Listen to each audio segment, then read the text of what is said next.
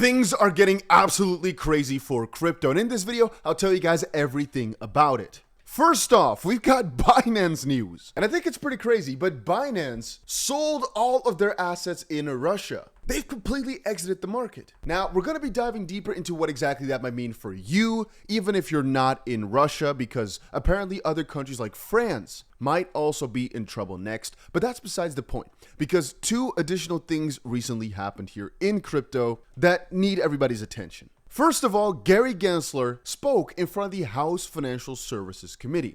And even though we did a 4.5-hour stream earlier this morning, because yes, we were streaming this at 3 a.m., there's a couple additional crazy things that happened though, guys. Gensler is not the only crazy thing, because take a look at this right here. Bankrupt crypto firm BlockFi gets court approval for basically giving people their money back. Oh my days. Times are just getting crazier and crazier. And so hopefully I said it already, but make sure you go ahead and press that like button on the video if you're enjoying these daily crypto updates. Because like I said, we're trying to make 1 million millionaires. And so it'll be a pleasure if you join me on my journey, or our journey, I guess. Anyway, I'd say let us dive right into our original story, which has to do with our behemoth of a company called Binance.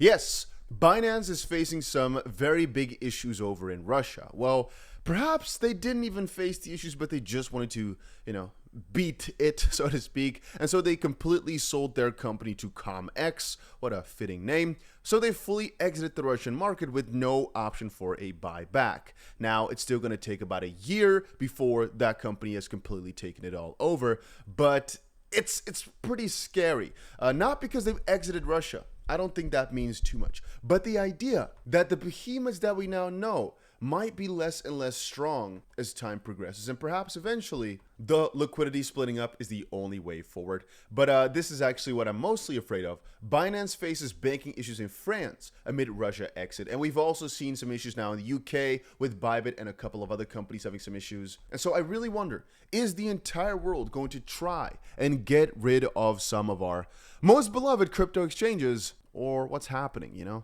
At the same time, though, I've been sharing a lot about this over on my Twitter, about the Gary Gensler hearing. Guys, I have not watched a video like this in a long time, all right? It was actually extremely funny. And you might look at this thinking, well, I watched the same thing as you yesterday, right? It was dog tier garbage. And I'll agree.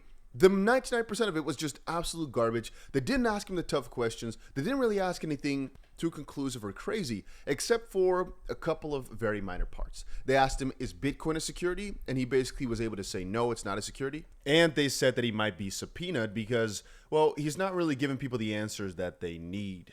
Of course, one of our guys here, Mr. Davidson, came back again to say, I wish the Biden administration would finally say you're fired. Congress hopefully will.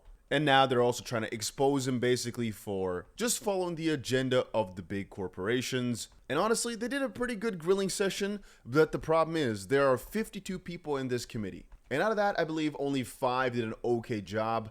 45 were filler, and 2 were just confused out of their mind. And I mean that with full-on disrespect, No, I'm not taking anything back here. Just what?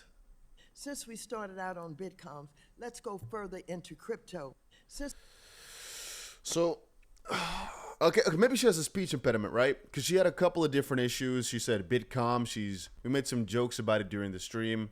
There were a couple other interesting dialogues, right? Again, there are about 5 or 6 guys that did a really good job at least getting something useful. This statement is a little bit false because the question was basically, hey, is the purchase of a Pokemon card a security transaction? And so how would that work if that Pokemon card specifically was digitized? So it's like an NFT. And his answer to a normal Pokemon card is a little bit easier than with an NFT, even though in theory it shouldn't change that much. But I'm going to disagree and say he did kind of say he needs more context, even for just buying a normal Pokemon card. But so he basically stumbled on both. And that's basically the nature of all this. Gary Gensler and guys of that sort, they're in the business of keeping things vague, all right?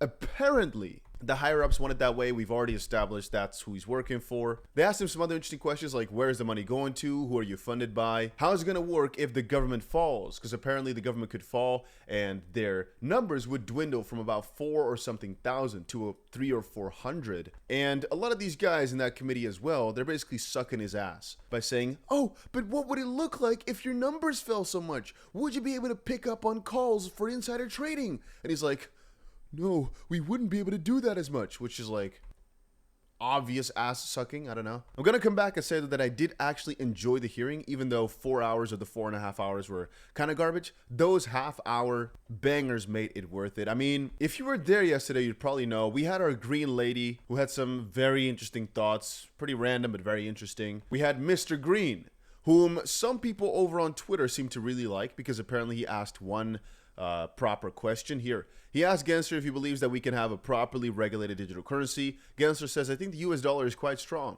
and we already use it as a form of digital dollar. Crypto tokens are something different. They're not a currency. They don't fulfill the 3 functions of a currency: store of value, unit of account, and medium of exchange, which again we can disagree with.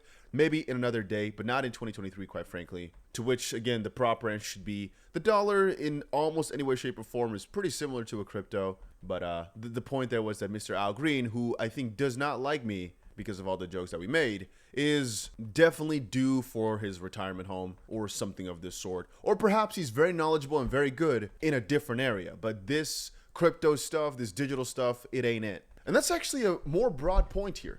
Why are all these people so old? I mean, I saw like 5 people on their cell phones instead of with a big piece of paper printed out. And that's not what I'm, judging as old or new. I'm just saying a lot of these guys are just not able to go with the times. And so when they're looking at Gary Gensler, they think, oh, yeah, he's being fair. He's answering it properly, even though they don't understand the millions of people waiting for answers, sitting at home thinking about this, and the billions that it costs people, mostly in just opportunity cost as well, and how they're stifling innovation. There's only a couple of guys in that committee who are really noticing what you guys are doing is keeping the extremely wealthy corporations in your good sides and keeping all the investors poor, or at least not rich. And that's the goal, it seems. And even though they're trying to protect them, a couple of times that was brought up, their actions don't seem to really reflect that. And I find it vague that these old heads can't realize that, or perhaps they don't want to, or it's all just one freaking game. Because again, the amount of garbage I had to sift through to get some good points and whatnot it's ridiculous. Anyway, like we were saying before, bankrupt crypto firm BlockFi gets court approval for restructure plan. They're basically getting some wheels in motion to actually give people their money back, which is a very, very interesting thing. I kind of never thought that this would happen. In crypto, you mostly just read about the bad side and then the good side kind of never comes. But Judge Kaplan plans to approve BlockFi's liquidation plan. Therein, some clients will receive partial compensation in Bitcoin or ETH. Oh, and before we move on, I actually show you guys this all the time. Whenever the opportunity is there, I try to share it, but basically over on Bybit, they've got a new launch that's happening. Okay, let me explain here. Whenever there's a launch over on very popular platforms like a Binance, a Bybit, some other exchanges that I like, I always buy in. And the reason for that is because it is extremely hard to lose money on those. And the hard part is just being able to get a big allocation. You want to buy as much as possible to make as much money, because sometimes your $100 goes to $120. And that's nice because you've got 20% gains, but it's only $20. And that's the problem here with these launches, that for some people is just not worth it. In my opinion though, well, if it can buy me one dinner, it can buy me one dinner, right? It's free money. And sometimes we've had it that we invested $100, it got back $5,000, or invest $1,000, got back $13,000, $14,000, things like that. And in my opinion, it's always worth a try. And it's always, always, always worth looking into. Anyway, so with regards to that, I've left the link down below so you guys can check it out for yourself. Do you really need to know much about what it's all about? No. But of course, do your own due diligence. I'm just saying this to you as a friend that I literally don't even look what it is. I just buy in. And if it goes wrong, it will be the first time. Usually it is always, well, fine. Here it says $200 per ticket, and there's going to be 500 people that win it. Is it a crazy amount? No, but it's, as I said, worth a try. And I've left the link down below for Bybit because I personally think this is free money. If it's not, then I was mistaken, and I'll gladly say then afterwards that I was wrong. But again, usually I'm not wrong when it comes to these launches. To be able to be eligible, you need to have at least $250 into your account, and apparently also 0.1 BNB to be able to participate. Why? Ask them. Who cares? I don't know, but I'm going to go through these steps exactly as it says right here. Why am I telling you this? Because it's free money, and actually I shouldn't tell you because, again, if there's only 500 tickets, I want the least amount of people to participate so I have a better chance of winning. But like I said, we're also on a journey to make 1 million millionaires, and in this case here, I'd kind of prefer one of you guys to win it and win big than me, but I'm still going to try though because, you know, why not? But I still do recommend you guys to also check it out. And so anyway, guys, like I said before at the start, we're on a big journey, and the journey is going to heavily rely on you guys' input as well, because the better of a community we build, the more people that will actually make crazy amounts of money and get to that next level in life, like I always like to say. So I really, really request you guys to always, whenever you're watching these videos, press that like button, help out. It helps out a ton. And join the Discord and start talking in there.